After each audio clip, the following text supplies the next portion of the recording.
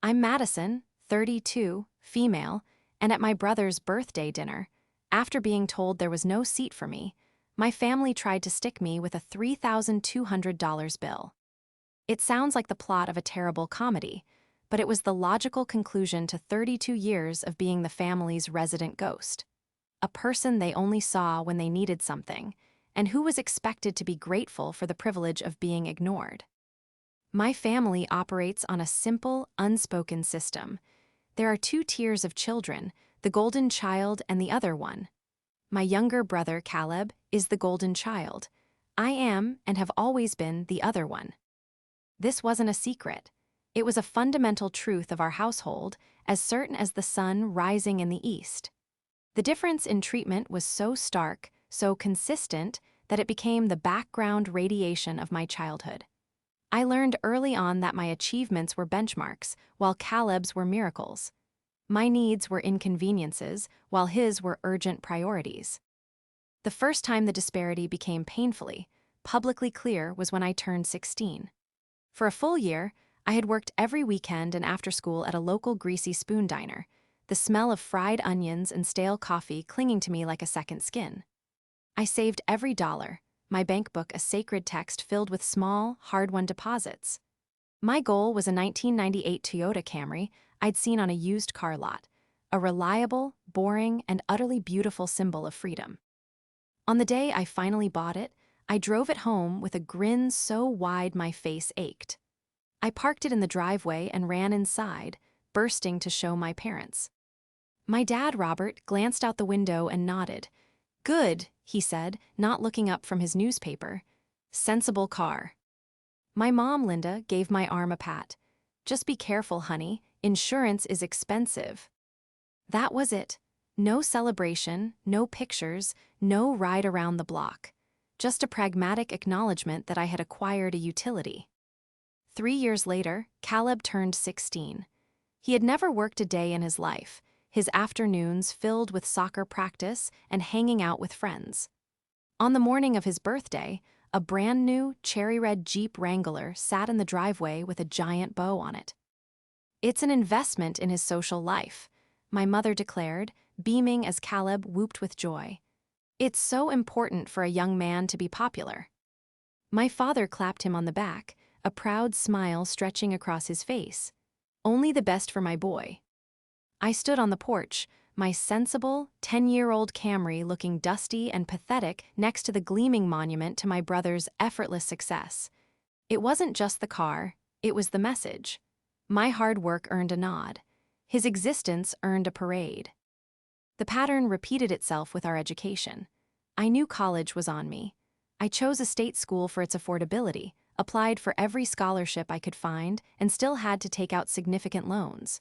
For 4 years, I juggled a full course load in information technology with 2 part-time jobs, one waiting tables and another at the campus help desk.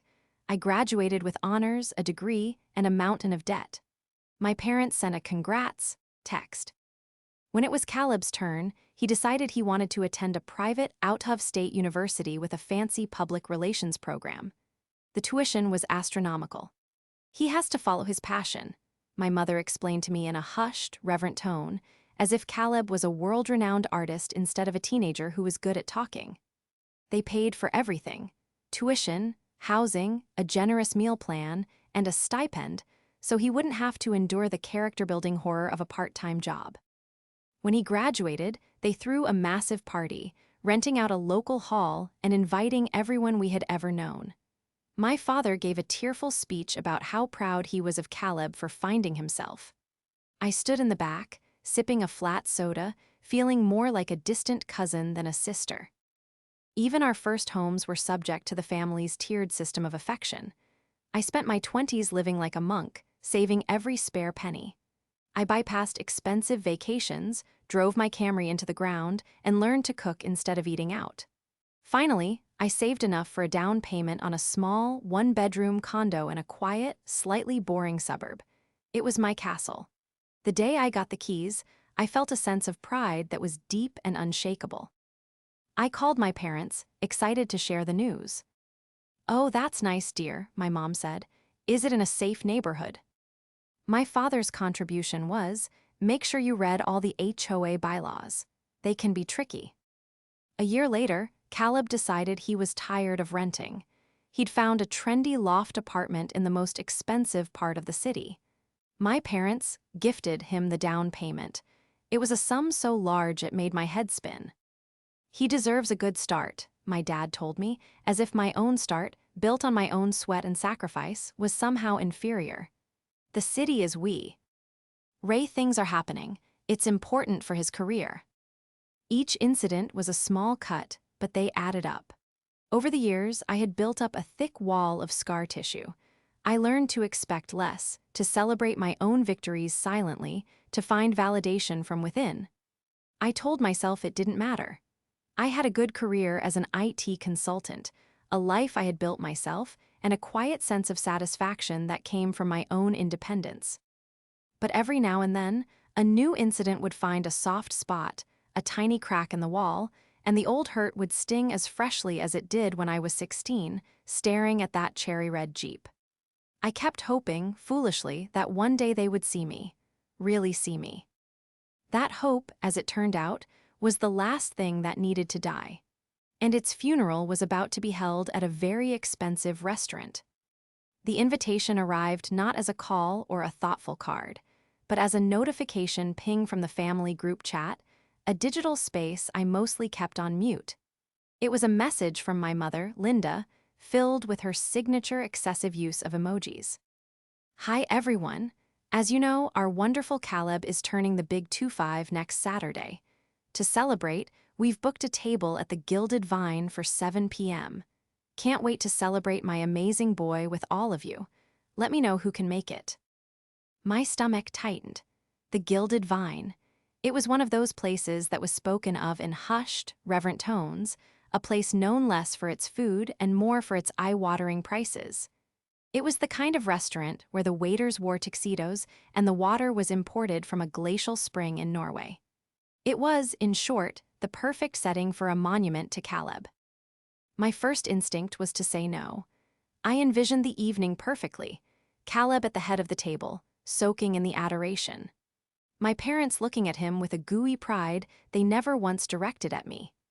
My aunt, Brenda, my mother's sister, and the family's resident sniper would undoubtedly find a way to land a few passive-aggressive jabs about my single status or my boring job. The whole family would laugh and toast, and I would sit there, a ghost at the feast, feeling my bank account tremble in fear. Because that was the other part of the unspoken family code. When a big bill was involved, all eyes subtly turned to me. I was the successful one, a label they used as both a backhanded compliment and a justification for their financial expectations. My success wasn't a source of pride for them, it was a resource. I was the family emergency fund, the unofficial sponsor of birthdays and holidays. They had no idea how hard I worked or how carefully I managed my money. They just saw the results and assumed it was an infinite well from which they could draw. I typed out a polite refusal. Sorry, I have a prior commitment. Wish Caleb a happy birthday for me. My finger hovered over the send button. But then, a familiar, treacherous thought crept in. Maybe this time will be different. It was a stupid, stubborn little weed of a thought that I could never seem to fully eradicate. Maybe, since it's such a big, public celebration, they'll finally make an effort. Maybe they'll be happy to see me. Maybe they're proud of me in their own way. It was a lie, and I knew it. But the longing to belong, even to a family that consistently made me feel like an outsider, was a powerful force. With a sigh of resignation, I deleted the text and typed a new one. Sounds great, I'll be there. The week leading up to the dinner was filled with a low-grade dread. I bought Caleb a gift, something I knew he'd actually like, a pair of noise-canceling headphones from a high-end brand he'd been talking about for months. They were expensive, far more than I should have spent, but it was another foolish attempt to purchase a moment of genuine appreciation. I wanted to see his face light up, to have him look at me and think, my sister gets me. On the evening of the party, I took extra care in getting ready. I chose a simple but elegant black dress, did my hair and makeup, and put on the pearl earrings that had been my grandmother's. one of the few things I had that felt like a genuine family heirloom, given to me quietly by my grandpa before he passed.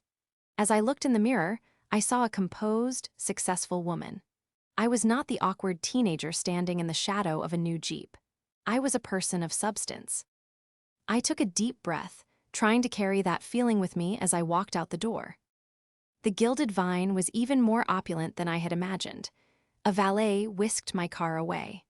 The lobby was a symphony of marble, dark wood, and hushed whispers. A hostess with a perfect smile led me through the main dining room to a private alcove in the back. And there they were, the entire clan. My parents, Robert and Linda, my Aunt Brenda and her husband, Uncle Mark, various cousins, their spouses, and even a few of Caleb's insufferable, trendy friends, and at the head of the long, beautiful, lie-set table, basking in the glow of the ridiculously elaborate floral centerpiece, was the man of the hour, Caleb. The table was a picture of familial bliss. Laughter echoed off the walls, wine was already being poured, and everyone was focused on my brother. It was a perfect family portrait, and as I got closer, I realized why it was so perfect. There was no empty chair. I counted. 12 people were seated at a table set for 12.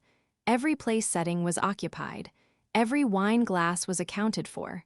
They were all there, a complete set, and I was the spare part that didn't fit. I stopped at the edge of the alcove, the hostess giving me a confused look before retreating.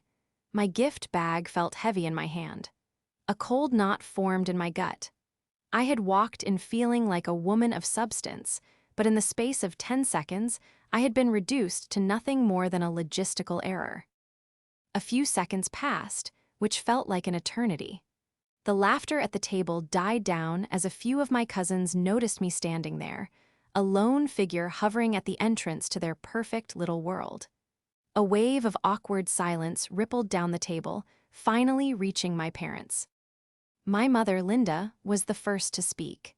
Her face, which had been glowing with adoration for Caleb, flickered with a brief, unmistakable expression of panic. It was the look of someone who had been caught, who had forgotten to hide the evidence of their crime. "Madison," she chirped, her voice a little too high, a little too bright. She fussed with her napkin, her eyes darting around the table as if a chair might magically materialize.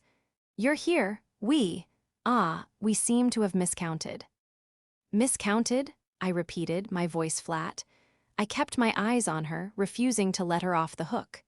The word hung in the air, a small, pathetic excuse for a monumental oversight. You don't miscount your own daughter. You forget her. You deem her non-essential. My father, Robert, cleared his throat and took a sudden, intense interest in the wine list, his face turning a blotchy red. Caleb, the birthday boy, just shrugged, a goofy, unconcerned smile on his face. He was so accustomed to being the center of the universe that the presence of a problem that wasn't about him simply didn't register. It was my Aunt Brenda who broke the tense silence. She leaned back in her chair, a smirk playing on her lips.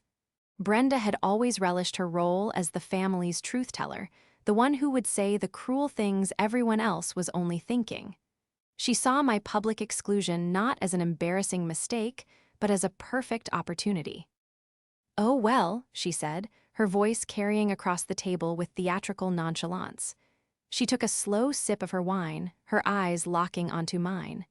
"You can stand, you're used to being on the sidelines." The words hit me with the force of a physical blow. A few of my cousins let out nervous, choked-off laughs. Uncle Mark shifted uncomfortably, but no one, not my mother or my father, said a word to defend me. Their silence was a ringing endorsement of Brenda's cruelty. They agreed. This was my place, on the sidelines, out of the picture. In that single, brutal moment, the last stubborn weed of hope inside me withered and died. The hot flush of shame I had anticipated was instantly replaced by something else, a chilling, clarifying cold. It was the cold of absolute certainty. The cold of a door slamming shut for the final time. They weren't just forgetful or thoughtless. This was deliberate. I was a B-list guest to my own family, invited out of obligation but not actually wanted. An afterthought. A wallet. I could have made a scene. I could have yelled, cried, or pointed out the cruelty of it all. I could have turned around and walked out right then. Part of me, the wounded part that was still bleeding from Brenda's jab, wanted to. But another part of me, a part that had been forged in years of quiet self-reliance, took over. It was a calm, steady voice in my head that said, "Don't give them the satisfaction of a reaction. Don't let them see you break." I forced a tight, brittle smile onto my face. I looked past Brenda, past my silent parents, and let my gaze sweep over the whole, happy family. I was an anthropologist observing a strange, unfeeling tribe. "Don't worry about it," I said, my voice surprisingly even. "It's a busy night. I'm sure it was an easy mistake to make." The lie tasted like ash in my mouth, but it was a necessary shield. I would not let them enjoy my pain. I held up the gift bag. "Caleb, happy birthday. I'll just leave this here for you." I walked forward, placed the expensive headphones on the one empty patch of tablecloth near the centerpiece, and then turned away from them all. I didn't wait for a thank you, because I knew one wouldn't come. "I'll just grab a seat at the bar," I announced to the air, my back to them. "You guys enjoy the celebration." With as much dignity as I could scrape together, I walk out of the alcove and through the main dining room, feeling the weight of their collective gaze on my back. I didn't look back. I kept my head high, my steps measured, and my heart encased in a layer of protective ice. I had survived the humiliation. Now, I just had to survive the rest of the evening. The bar at the Gilded Vine was an island of dark wood and cool marble, a refuge from the strained festivity of the main dining room. I slid onto a plush leather stool, the polished surface a welcome, solid presence beneath my elbows. For a moment, I just breathed, my knuckles white as I gripped the edge of the bar. The adrenaline from the confrontation in the alcove was beginning to fade, leaving behind a hollow, ringing emptiness. "What can I get for you?" The bartender was a man in his 50s with kind eyes and a professional demeanor. He polished a glass, his movements economical and calm.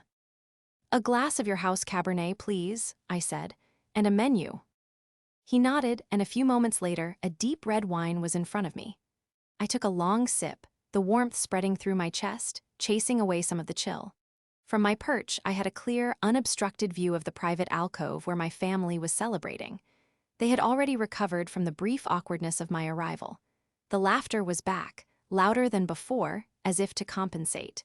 The machine of their happiness had restarted, running smoothly now that the inconvenient part had been removed. I ordered a shrimp cocktail for myself. As the bartender placed the elegant, chilled glass in front of me, a bitter irony washed over me. Here I was, alone at the bar of one of the most expensive restaurants in the city, paying for my own overpriced appetizer, while 20 feet away, the family that was supposed to love me was celebrating without a second thought. I ate slowly, methodically, and I watched them. It was like watching a nature documentary. There was Caleb, the alpha, holding court, regaling everyone with some story from his fabulous job. He gesticulated wildly, and the family members around him hung on his every word, their faces masks of rapt attention. My mother, Linda, reached out to brush a non-existent piece of lint from his shoulder, her touch lingering with a proprietary pride that she had never, not once, shown me. My father, Robert, laughed, a booming sound that didn't quite reach his eyes. He looked tired, I realized, and older than his years. Then my gaze fell on the gift I had left.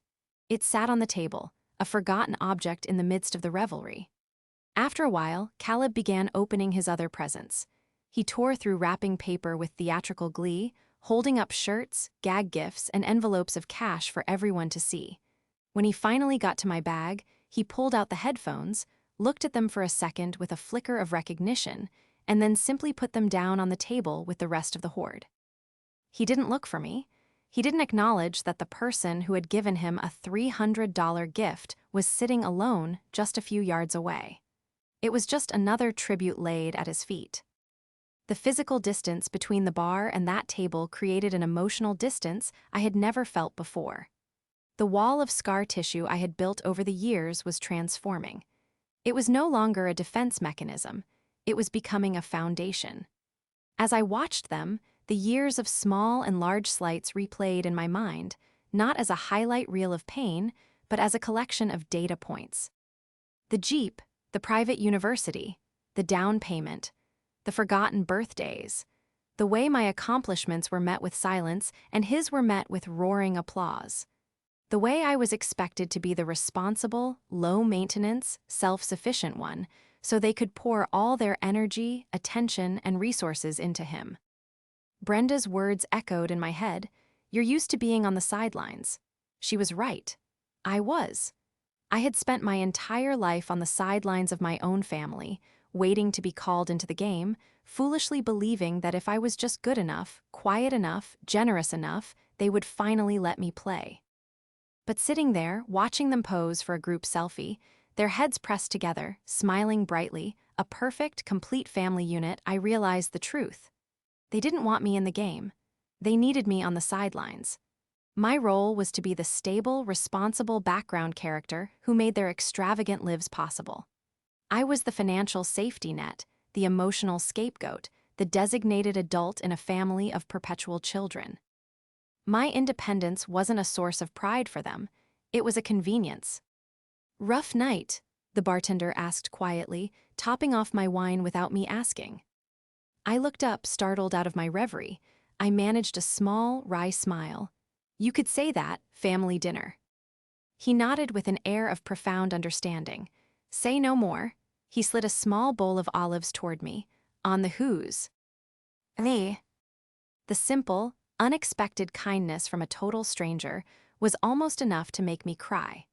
It was a drop of humanity in an ocean of familial indifference. It was more genuine warmth than I had received from my own mother and father all evening. I was paying for my own drink, and this stranger was showing me more consideration than the people who were supposed to love me unconditionally. I finished my wine and my shrimp. I watched my family order more bottles of champagne, their laughter growing more raucous. They were having the time of their lives, completely and utterly oblivious to my existence. And as I watched, the hurt began to recede, replaced by a profound, desolate clarity. I wasn't angry anymore. I wasn't even sad. I was just done. The game was over. I wasn't on the sidelines anymore. I was walking away from the entire stadium. The hours crawled by. I nursed a second glass of wine, making it last, observing the final act of the grand performance in the alcove. The main courses had been devoured. A ridiculously large and ornate birthday cake had been presented to Caleb and subsequently demolished, and now the party was winding down into a comfortable, champagne-fueled haze. My father was leaning back in his chair, looking sleepy. My mother was showing photos on her phone to one of my cousins. Caleb was, of course, texting, a self-satisfied smirk on his face. I had settled my own small tab with the bartender, leaving him a generous tip for his quiet solidarity. I was just gathering my purse, ready to slip out the door as unnoticed as I had been all night, when I saw a figure approaching my seat at the bar. It was the manager. He was a tall man in a perfectly tailored suit, his name, Mr. Harris, elegantly embroidered on his lapel. He had the polite but unyielding expression of someone who had dealt with every conceivable type of difficult customer. He stopped beside my stool and gave me a small, professional smile. "Excuse me, miss, Madison, is it?" he asked, his voice low and discreet. "Yes, that's me," I said, a flicker of unease stirring within me. Why was he seeking me out? "I hope you've had a pleasant evening," he began, a standard pleasantry that felt absurd under the circumstances. "It's been illuminating," I replied, my tone dry. His smile didn't waver. He held a leather billfold in his hand. "Excellent. I just need to settle the final bill for your party." He paused, then delivered the line that would detonate the rest of my life as I knew it. "Your family at that table indicated that you would be taking care of the bill for the evening." I stared at him. The sounds of the restaurant, the clinking of glasses, the low hum of conversation, seemed to fade into a dull roar in my ears. I felt a strange, disconnected sensation, as if I were floating above my own body, watching this scene unfold. "I'm sorry," I said, my voice barely a whisper. "There must be some misunderstanding. I haven't been sitting with them. I've been here at the bar all night. I just paid my own tab. Mr. Harris's polite expression tightened ever so slightly. I understand, miss. However, when I went to the table to inquire about payment, your mother, Mrs. Linda, I believe, pointed you out directly. She said, and I quote, "Oh, our daughter Madison is handling it. She's the successful one." He added, as if it were a point of fact, "Your father and your aunt also confirmed." She's the successful one. The words hung in the air, dripping with a toxic blend of false pride and entitled expectation. It wasn't a compliment. It was a designation of responsibility. It was the invoice for a lifetime of their neglect. They had humiliated me, excluded me, and were now planning to charge me for the privilege. The sheer, breathtaking audacity of it was almost magnificent in its awfulness. Mr. Harris opened the leather billfold and discreetly slid it onto the bar in front of me.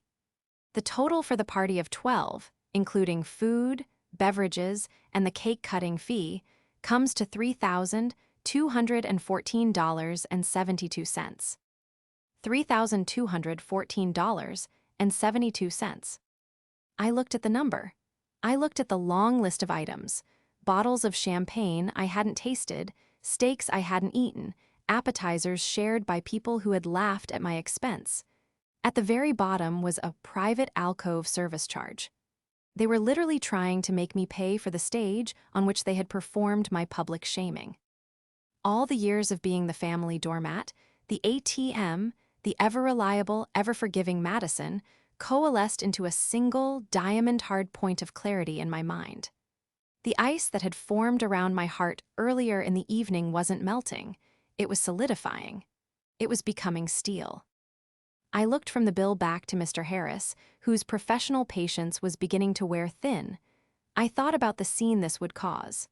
The shouting, the accusations, the drama. I thought about my mother's inevitable tears, my father's diss. A pointed silence, my aunt's venomous rage, and my brother's clueless confusion. And I felt nothing, no fear, no anxiety, just a profound, liberating sense of detachment. I took a deep breath. A slow, calm smile spread across my face. It was a genuine smile this time, born not of politeness, but of pure, unadulterated rebellion. This was it, the final scene, and I knew my line. I met Mr. Harris's gaze directly, my voice as cool and smooth as the marble bar top. "I'm so sorry," I said, my tone dripping with fake sympathy. "I'd love to help." I patted my small clutch purse, but it seems I left my wallet at the family table. For a beat, Mr. Harris just stared at me, his brain processing the calm absurdity of my statement. The smile never left my face. Without another word, I stood up from the bar stool, my movements fluid and deliberate.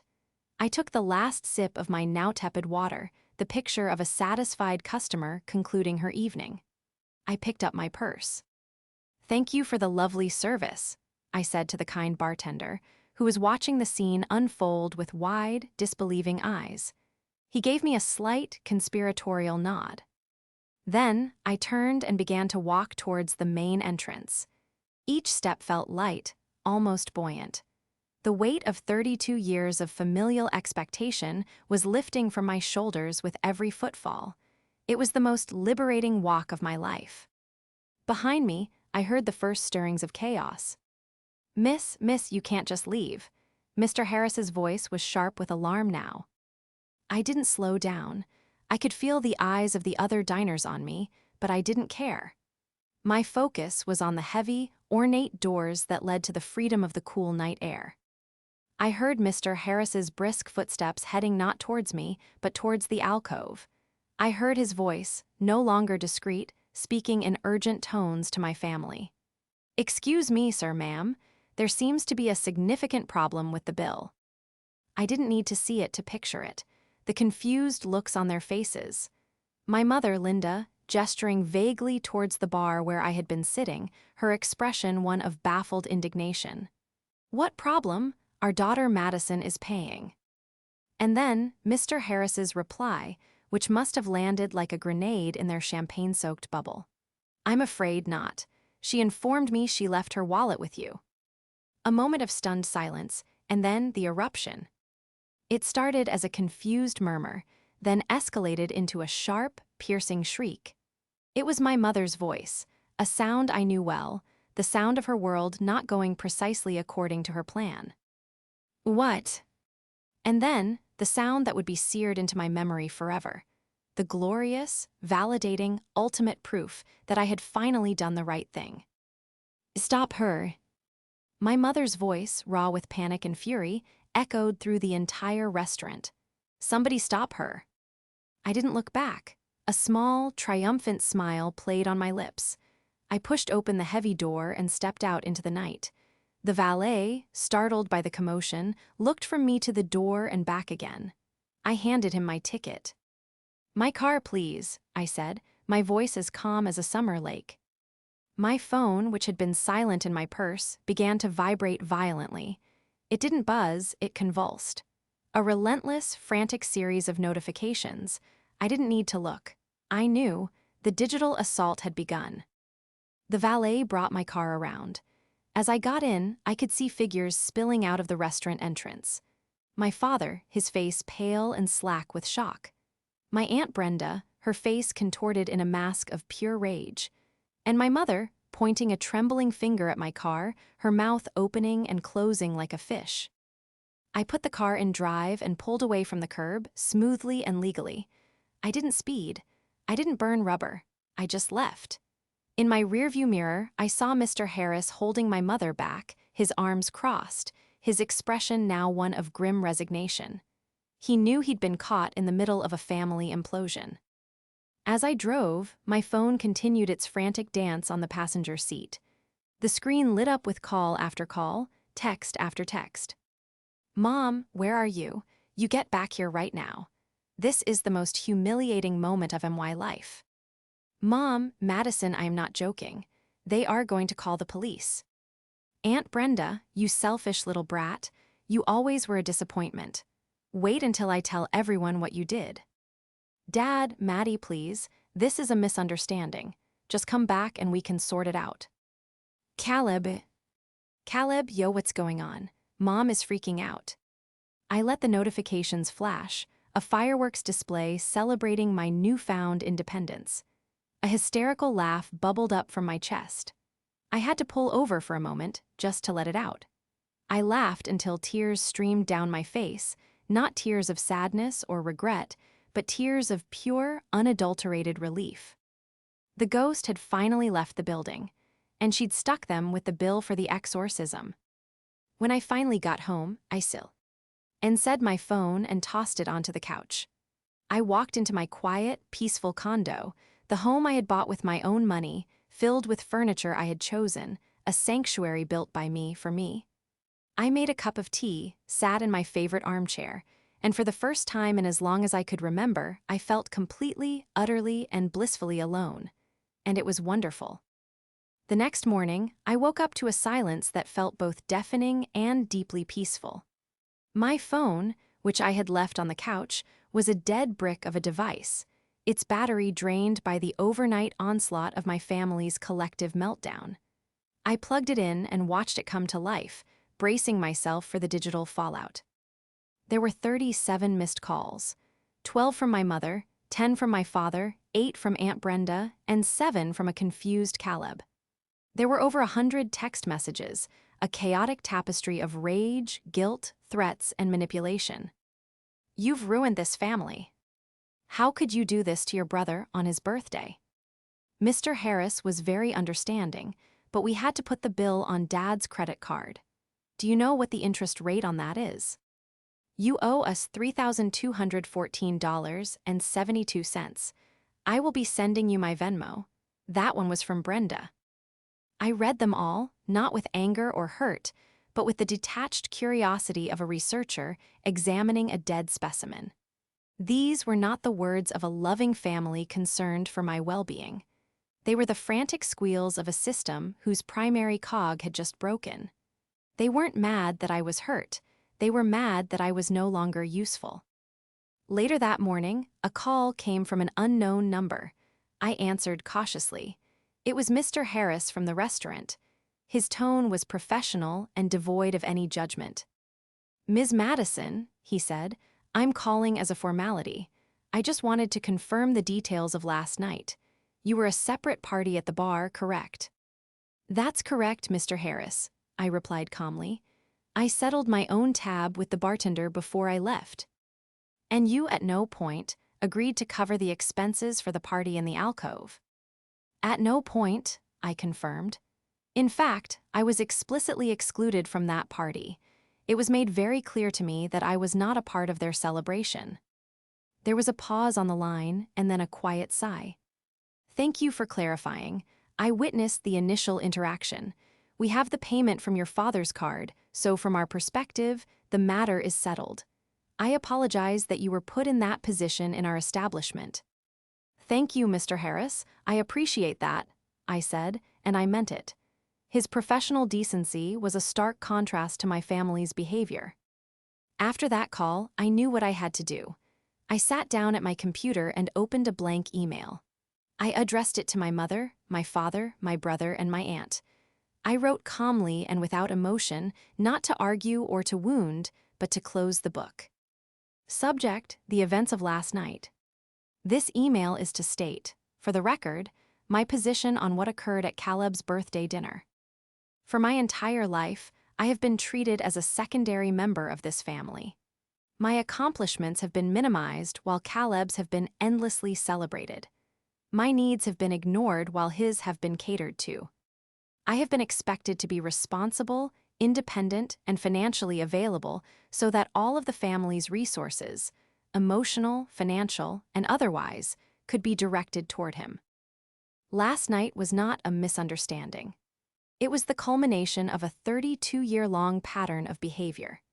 To be invited to a celebration, only to find I was not given a seat at the table, was a profound humiliation. To be publicly mocked for my status as an outsider by Aunt Brenda, and to have that mockery met with your silence, was the final confirmation I needed.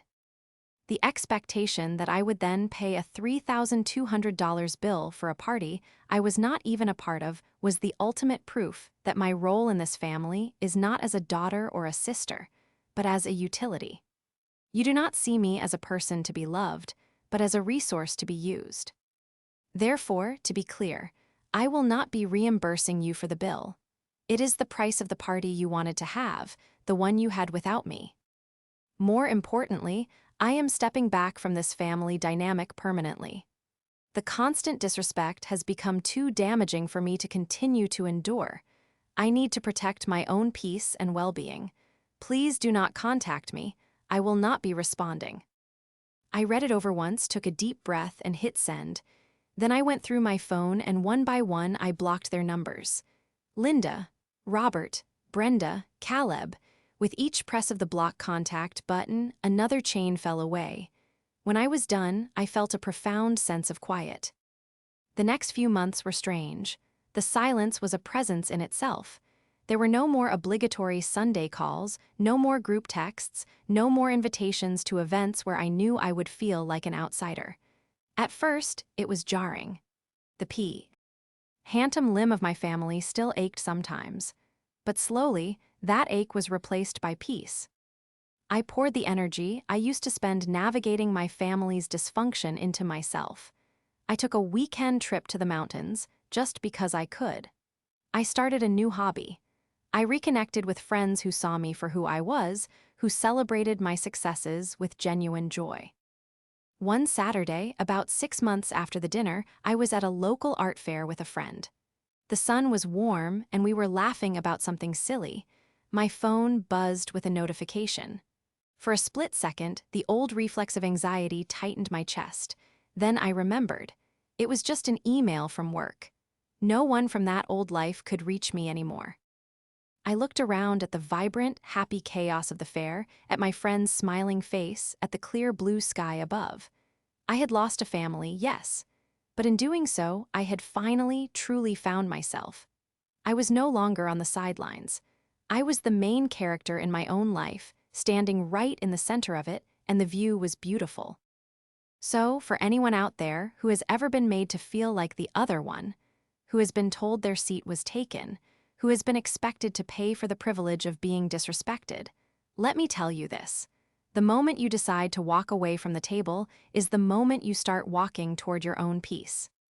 It's terrifying, but the silence that follows is the sound of your own life beginning.